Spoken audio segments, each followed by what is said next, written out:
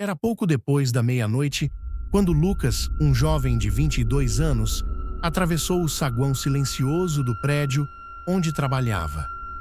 Havia ficado até tarde finalizando um relatório, e agora tudo o que queria era chegar em casa. O vigia já não estava mais na portaria. Só o som dos seus próprios passos ecoava pelo piso de mármore frio. Ele apertou o botão do elevador e as portas se abriram com um rangido metálico, mais áspero do que o normal. O elevador estava vazio e as luzes internas, estranhamente fracas, piscavam de forma intermitente. Um arrepio involuntário percorreu a espinha de Lucas enquanto ele entrava. Assim que as portas se fecharam, com um estalo seco, Lucas estendeu a mão para apertar o botão do térreo, mas antes que pudesse tocar o painel, um ding abafado soou. O elevador começou a subir sozinho. "Que porra!" murmurou Lucas, franzindo a testa, olhando confuso para o visor digital acima da porta, que exibia lentamente o número dos andares subindo. 3, 4 dots, 5. Ele não apertara nada. O elevador parou subitamente no 8º andar, soltando um suspiro de ar comprimido, e as portas se abriram lentamente. Lá fora, o corredor estava completamente escuro, como se todas as luzes estivessem apagadas há muito tempo. Lucas apertou o botão para fechar as portas, mas antes que elas se movessem, um som seco irrompeu do corredor. Passos lentos, arrastados, aproximando-se. Seu coração começou a acelerar. "Tem alguém aí?" perguntou ele, a voz trêmula, mas não obteve resposta. Apenas os passos, que cessaram abruptamente, como se a coisa, ou a pessoa, tivesse parado bem à frente do elevador. As portas se fecharam sozinhas. O elevador voltou a se mover, agora com um rangido mais alto, metálico, e o ar dentro da cabine ficou mais denso, sufocante. O visor piscou irregularmente enquanto o elevador subia. 9. Tem 11. Lucas apertou repetidamente o botão do térreo, depois o de emergência, mas nada respondia. O painel estava completamente travado. No 12º andar, novamente o elevador parou. As portas se abriram para revelar um corredor que parecia errado. As paredes eram cobertas por um papel de parede antigo e rasgado, como se estivessem ali há décadas sem manutenção. Um sussurro fraco preencheu o ar, vindo de todas as direções ao mesmo tempo, sem origem definida, formando palavras incompreensíveis, como uma oração distorcida. Lucas recuou até encostar-se no fundo da cabine. "Que merda é essa?" murmurou, com o rosto pálido, gotas de suor escorrendo pela testa.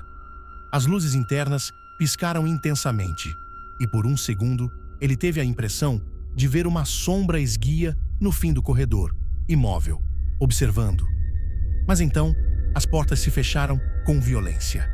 O elevador voltou a subir. Agora, a sensação era diferente. Não havia mais sons mecânicos normais, apenas um zumbido grave que fazia o peito de Lucas vibrar. O visor digital havia parado de exibir números, substituído por uma sequência de símbolos indecifráveis. Então, após um tempo que pareceu uma eternidade, o elevador parou de vez. As portas se abriram, mas desta vez não revelaram um andar conhecido. Diante dele, estendia-se um corredor comprido, envolto numa penumbra opressora, com paredes revestidas de azulejos antigos e quebrados que não constavam em nenhuma planta do prédio. O ar ali era gélido, pesado, como o de uma catacumba. Um cheiro forte de mofo e ferrugem invadiu as narinas de Lucas, fazendo-o quase vomitar. Ele tentou pressionar o botão de fechar, de descer, de emergência. Mas todos haviam desaparecido, como se nunca tivessem existido. Não restava alternativa. Engolindo em seco, Lucas deu um passo para fora do elevador. O som abafado das portas, se fechando atrás dele, ecoou como um selo, um fim silencioso.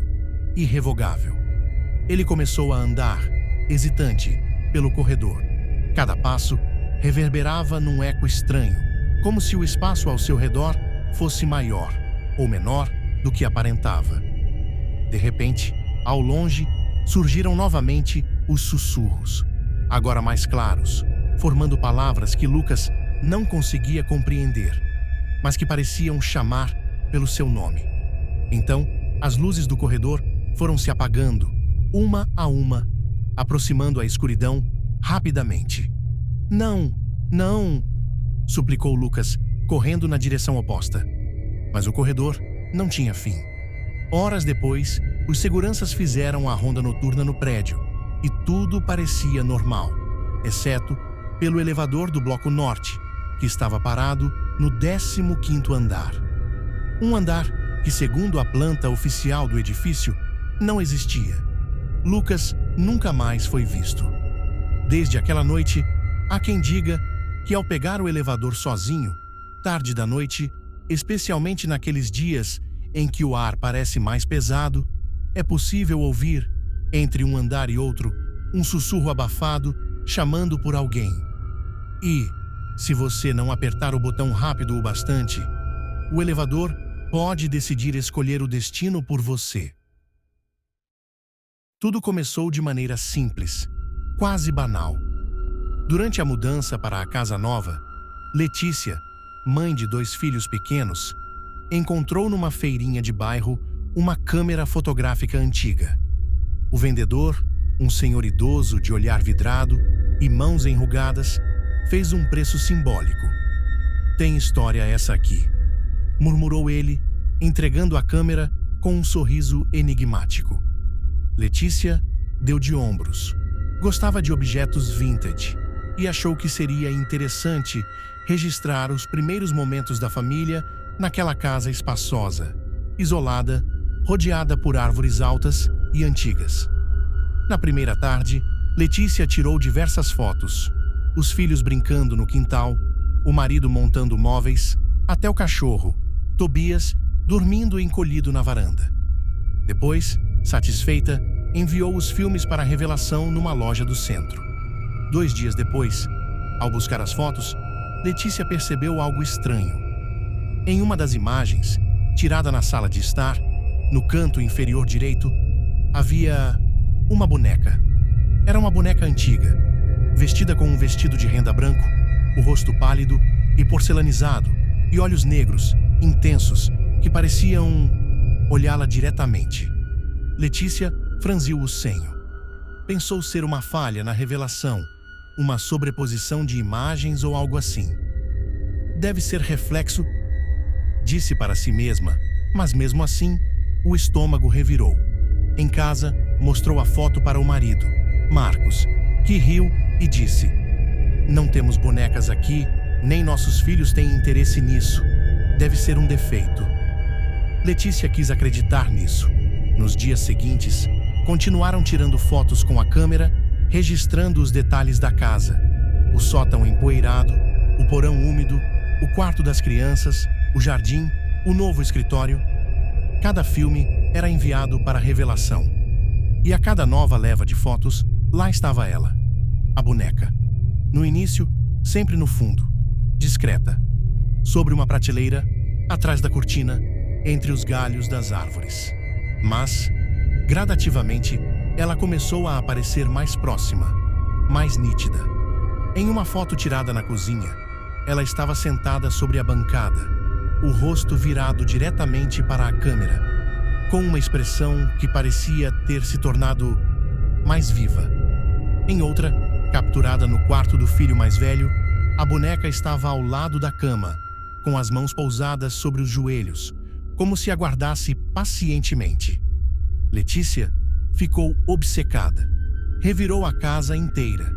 Abriu cada armário, cada caixa de mudança ainda fechada, mas não encontrou nada. Não havia boneca alguma na casa. "Tem alguma brincadeira de mau gosto acontecendo", sussurrou, tensa, encarando a pilha de fotos sobre a mesa.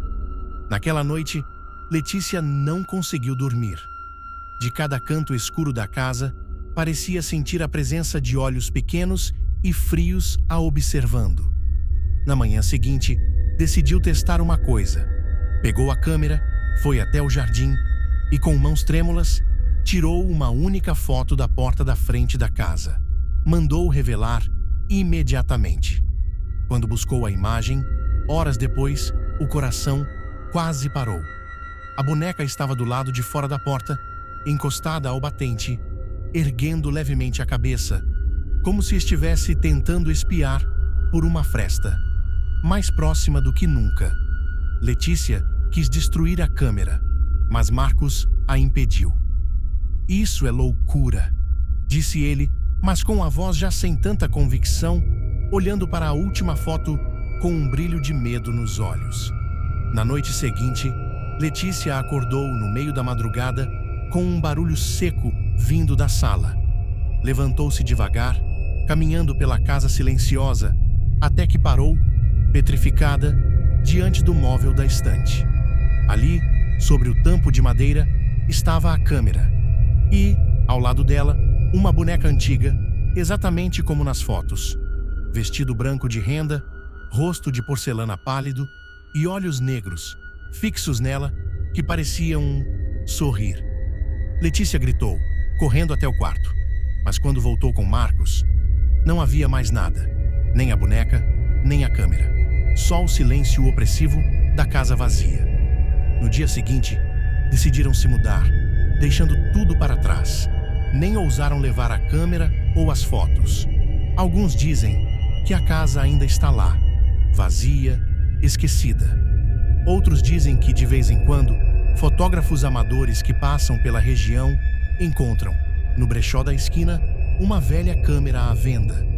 E que, depois disso, começam a notar, nas fotos de suas casas, a presença sutil de uma boneca antiga. Sempre um pouco mais próxima. Sempre olhando diretamente para quem segura a câmera.